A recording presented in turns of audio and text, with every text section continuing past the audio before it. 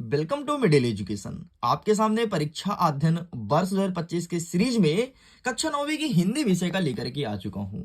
अगर आप regular student हो तो आपको पता होगा कि परीक्षा अध्ययन से मैंने बहुत सारी चीजों को पढ़ा दिया है एंड आगे अब बारी है आगे के पॉइंट को कवर अप करने के लिए एंड आगे के क्वेश्चंस को देखने के लिए। लेकिन उसके पहले अगर आप मुझे पहली बार देख रहे हैं, मैं आपको बता देता हूं, हम ब्लूप्रिंट के अकॉर्डिंग ही एक एक चीज को अच्छे से पढ़ रहे हैं और क्रमशः आगे बढ़ रहे हैं। देखिए यहाँ पर क्षितिज भाग एक काव्यखंड से टोटल आना था 17 नंबर का एंड 17 नंबर की सारे क्वेश्चंस को मैंने कवर किया है। कुछ भी चीज हम नहीं छोड़े हैं, चाहे आपका वस्तुनिष्ठ प्रश्न हो या फिर चाहे 2 अंकीय 3 अंकीय प्रश्न। आगे बढ़ते हैं इसी सिलसिले में। अब हम देखेंगे काव्यखंड या फिर काव्यबोध। काव्यबोध से 10 नंबर का आएगा। इसमें हमने काव्य और रस को बहुत अच्छे से पढ़ लिया है। आगे अब हम यहाँ पर छंद और अलंकार को खत्म करते हुए, मतलब हमने पहले वीडियो में खत्म कर लिया है एंड गद्य खंड पढ़ने वाले हैं, जिसमें गद्य की कई सारी जो विधाएं होती हैं ये सब चीजें कवर अप करेंगे। मतलब आज हम पढ़ेंगे इन 17 नंबर के सिलेबस को। हाँ, एक दिन में कवर नहीं हो पाएगा, लेकिन फिर भी हमारी कोशिश रहेगी कि आज गद्य खंड से संबंधित जितने भी कहानी, उपन्यास, नाटक ऐसे क्वेश्चन आते हैं, लेखक परिचय वगैरह, ये सब खत्म कर दें और आगे कल भी हम गद्य खंड को ही पढ़ेंगे। ये रहेगा हमारा सिलेबस। आगे बढ़ते हैं, फिर आगे के जो टॉपिक बचे हुए इसको हम बाद में कवर अप करेंगे। सो स्टूडेंट, चलिए फटाफट हम गद्य खंड को ओपन कर लेते हैं और देखते हैं किस प्रकार से क्वेश्चन देखने को मिलेगा। तो ये काव्यबोध जिसे हमने पूरा कंप्लीट कर दिया। आगे बढ़ते हैं, नेक्स्ट ये रहा गद्य की विधाओं का परिचय। यहां से हम पढ़ेंगे, तो मैं इसे जूम करता हूं ताकि तुम्हारा नजर प्रॉपर ऑन स्क्रीन होना चाहिए, कहीं भटको नहीं और एक एक चीज को ध्यान पूर्वक समझते जाना, क्योंकि सभी सेटों के लिए क्वेश्चन यहाँ पर कराया जा रहा है। एंड इसे मैं जूम करता हूं, ये रहा। मैं उम्मीद करता हूं आसानी से आपको विजुअल होगा। सबसे पहले आपको पता होना चाहिए कि गद्य किसे कहते हैं। ये केवल पता होना चाहिए, परीक्षा में कभी नहीं आता है। तो क्या लिखेंगे? गद्य हमारी स्वाभाविक अभिव्यक्ति है। गद्य के माध्यम से हम अपने दैनिक जीवन के सभी कार्यों को संपन्न करते हैं। निजी जीवन, पत्र, डायरी आदि साहित्य में कहानी, उपन्यास, नाटक, निबंध, नाटक, जीवनी आदि लेखन के माध्यम से गद्य ही होता है। अब मैं तुमको आसान भाषा में समझाता हूं। गद्य मतलब कुछ नहीं होता, जो हमारी स्वाभाविक अभिव्यक्ति है, मतलब जो भी हम करते हैं दैनिक जीवन में सुबह से लेकर के शाम तक, वो सभी गद्य है। तुम अगर कहानी पढ़ रहे हो, गद्य है। उपन्यास पढ़ रहे हो, गद्य है। नाटक, निबंध, कुछ भी कर रहे हो, जीवनी, ये सब गद्य ही है। बस यही है, एग्जाम में कभी नहीं आता, बस आपको समझने के लिए बताया गया है। अब क्वेश्चंस क्या आएंगे इसे हम देखते हैं। हमारे एग्जाम में पूछता है कि गद्य की 4 विधा का नाम लिखो। गद्य की बहुत सारी विधाएं, 17 विधा है, उसमें से 4 विधा आपको याद करना है। वैसे आमतौर पर ये सारे बच्चों को याद होगा। जब हिंदी किताब ओपन करते हो तो हिंदी किताब में तुम्हें क्या क्या देखने को मिलता है। अगर भाई कोई पाठ है तो कभी कोई पाठ संस्मरण होता है, कभी लेखक, कभी निबंध, कभी नाटक, कभी उपन्यास, कभी एकांकी, कभी यात्रा वृत्तांत, कभी डायरी, कभी पत्र, कभी भेंट वार्ता, कभी रिपोर्टाज, ये सब होता है। तो यही सब गद्य की विधाएं हैं। तो देख लो, 17 विधाएं हैं, उसमें से 4 विधा तुमको पता होना चाहिए। कोई भी लिख देना, 2 नंबर का प्रश्न एक कंप्लीट होता है। लेकिन हमने पिछले 2 साल के पेपर को एनालिसिस किया और देखा कि ज्यादातर निबंध से प्रश्न देखने को मिलता है। तो इसका आंसर कैसे लिखेंगे? निबंध की परिभाषा लिखते हुए 2 निबंधकार का नाम लिखो। तो निबंध जो होता है वो 2 शब्दों से मिलकर के बना है, निधन बंध, जिसका मतलब होता है अच्छी तरह से परमार्जित या प्रौढ़ रचना, मतलब अच्छी तरह से बंधा हुआ हो। निबंध मतलब अच्छी तरह से बंधा हुआ हो, इसे निबंध कहते हैं। इसे अंग्रेजी में ऐसे के नाम से भी जानते हैं। ठीक है, बाकी आगे क्या लिखना है अंग्रेजी में, इसका अर्थ, प्रश्न प्रयोग, ये सब नहीं लिखना, केवल यहां तक लिख के काम चला सकता है। निबंध क्या होता है, सामने वाले जो जांच करता है, जो कॉपी जांचेंगे, वो समझ जाएंगे। 2 निबंधकार का नाम जरूर याद होना चाहिए, रामचंद्र शुक्ल तथा हजारी प्रसाद द्विवेदी, ये श्रेष्ठ निबंधकार हैं। और आपको पता है, हिंदी का उत्तर कभी भी लिखो ना तो हमेशा श्रेष्ठ लोगों को ही बात करो, क्योंकि क्या होता है, मैंने अपने दैनिक जीवन में देखा है ऐसे, अगर श्रेष्ठ लोगों का नाम लिखते हो ना तो सामने वाले शिक्षक को, जो फेमस लोग हैं उनका नाम पता होता है, वो आसानी से नंबर दे देता है। लेकिन जब तुम किसी और का नाम लिखते हो ना, जैसे कोई श्रेष्ठ नहीं है, फेमस नहीं, उनका नाम लिखते हो, तो सामने वाला जो शिक्षक है ना, वो नंबर काट लेता है। ऐसे 2-3 केसेस मेरे पास आए, बच्चे मेरे से बोलते हैं, सर आपने इस चीज को बताया तो था, लेकिन हमारे शिक्षक ने हमारा नंबर काट लिया। लेकिन ये केवल स्कूल स्तर पर होता है। जो भोपाल में कॉपी जांची जाती है वार्षिक परीक्षा की, वो शिक्षक बहुत ज्यादा इंटेलिजेंट और एकदम एक्टिव टीचर होते हैं, उनको सारा चीज पता होता है। तुम किसी भी छोटे व्यक्ति का भी नाम लिख दो, वो पूरा नंबर देते हैं।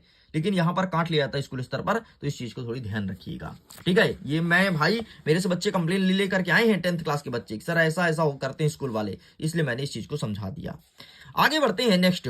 नाटक क्या होता है, तो आप सबको पता है कि नाटक कुछ और नहीं, रंगमंच पर जो प्रस्तुत की जाती है कथा या संवाद, उसे नाटक कहते हैं। और नाटक में कई सारे पात्र होते हैं, ये चीज पता होना चाहिए। आगे बढ़ते हैं, बाकी नेक्स्ट क्वेश्चन पूछेगा कि एकांकी किसे कहते हैं। तो एकांकी दृश्य काव्य की एक विधा है। एकांकी में एक अंक होता है, बस एक अंक जिसमें होता है एकांकी कहलाता है। एक अंक मतलब ये कहलाता है कि बेटा जिसमें पात्र होते हैं ना, जो आपको अभिनय करके दिखाता है, केवल एक व्यक्ति करके दिखाता है, इसलिए उसे एकांकी कहा जाता है। और जो अभिनय करने वाले जिसमें बहुत सारे व्यक्ति होते हैं उसे नाटक कहते हैं। बस इतना ही है, बाकी ध्यान रखिएगा। आगे जो हमारे एग्जाम में प्रश्न आएगा नाटक और एकांकी में अंतर आएगा, तो इसे अच्छे से प्रिपेयर कर लेना। ठीक है, आगे बढ़ते हैं नेक्स्ट हमारे एग्जाम में प्रश्न पूछेगा, वो आएगा कि कहानी और उपन्यास में अंतर। ठीक है, 2023 में भी पूछा गया, देख सकते हो। तो कहानी और उपन्यास में अंतर, कहानी क्या होता है, एक लघु कथा होती है, जबकि उपन्यास एक विस्तृत या बड़ी कथा होती है। ठीक, नाटक और एकांकी इधर है। आप कहानी में कहानी साइड रख लो एकांकी को, उपन्यास साइड रख लो नाटक को। नाटक बड़ा होता है, एकांकी छोटा होता है। ठीक है, ऐसे उपन्यास बड़ा होता है और कहानी छोटी होती है। ठीक है, और कहानी में सेम, इसमें पात्रों की संख्या कम होगी, उपन्यास में अधिक होगी, क्योंकि बड़ी है ना भाई। कहानी जो होती है कम समय में तुम पढ़ सकते हो, आधे घंटे में, जबकि उपन्यास के लिए तुम्हें लंबा समय चाहिए पढ़ने के लिए। तो बस इस प्रकार से लिखना है। आगे बढ़ते हैं नेक्स्ट हमारे एग्जाम में आएगा कि रेखा चित्र किसे कहते हैं। रेखा चित्र, तो रेखा चित्र में शब्दों की कलात्मक रेखाओं द्वारा किसी व्यक्ति, वस्तु अथवा घटना के बाह्य और आंतरिक स्वरूप का शब्द चित्र ही अंकित किया जाता है, इतना लिखना है।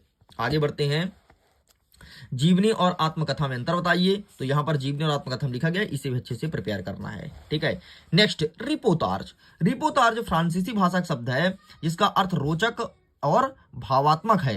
यह कलात्मक साहित्य विधा है। आंखों देखी घटना पर ही रिपोर्टाज लिखा जाता है। आंखों देखी घटना, जैसे तुम मेरे से पढ़ रहे हो और तुम कल का मेरे ऊपर कोई चीज लिखने लगो, ये रिपोर्टाज कहलाएगा, क्योंकि तुम आंखों से देख रहे हो कि मिडिल एजुकेशन किस प्रकार से पढ़ा रहा है, किस प्रकार से कंटेंट लेकर के आते, तुम उस पर लिख दिए, बस यही रिपोर्टाज कहलाता है। नेक्स्ट हमारे एग्जाम में पूछेगा कि गद्य की प्रमुख विधा का नाम लिखो। तो ध्यान रखना, निबंध, नाटक, कहानी, एकांकी, उपन्यास, ये सब गद्य की विधाएं हैं। 2023-24 में पूछा गया, 25 में भी देखने को मिलेगा ये प्रश्न। आगे बढ़ते हैं, नेक्स्ट कहता है व्यंग्य विधा का सामान्य परिचय। ये नहीं आएगा, आप इन्हें स्किप कर दो। अब चलो हम कुछ क्वेश्चंस को सॉल्व करते हैं। जैसे रिपोर्टाज, जो रिपोर्टाज है वो किस भाषा का शब्द है, ग्रीक, फ्रांसीसी, इटालियन या जर्मनी? इसका आंसर करो। मैंने आपको ही बताया रिपोर्टाज फ्रांसीसी भाषा का शब्द है, अगर याद होगा तो। ये देखो रिपोर्टाज हमने पढ़ाया ना अभी यहाँ पर, ये तो हमने देखा ना फ्रांसीसी भाषा शब्द है भाई, जो मैं पढ़ाया हूं वही एग्जाम में देखने को मिलेगा। ठीक, अब देखो तुम आगे यदि तुमको याद होगा तो एकांकी में कितने अंक होते हैं, मैंने चिल्ला करके बताया कि एकांकी में 1 अंक होते हैं, तो ये सही उत्तर हो जाएगा। बस इतना लिखना है। ठीक है, हिंदी साहित्य में जो पढ़ा रहा हूं ना वही अच्छे से प्रिपेयर करना। हिंदी में नाटक सम्राट किसे माना जाता है, तो आप सबको पता है कि हिंदी में नाटक सम्राट मतलब सबसे ज्यादा नाटक, सबसे अच्छा नाटक लिखने वाले जयशंकर प्रसाद हैं, तो यहाँ पर जयशंकर प्रसाद लिखना है। अच्छा, अगर मैं बात करूं तो हिंदी में उपन्यास सम्राट किसे कहते हैं, तो क्या लिखोगे, मुंशी प्रेमचंद्र लिखना। ठीक है, वो उपन्यास के सम्राट कहे जाते हैं। ठीक, नेक्स्ट कहता है 8वां नंबर, यदि गद्य कविता की कसौटी है तो गद्य की कसौटी क्या है? यदि गद्य कविता की कसौटी है तो गद्य की कसौटी है क्या है? निबंध, उपन्यास, जीवनी या कहानी? तो जो इसकी कसौटी है वो निबंध है। ठीक है, गद्य की कसौटी क्या है, निबंध है, ध्यान रखना। नेक्स्ट, बाकी यहां से कोई प्रश्न नहीं आएगा।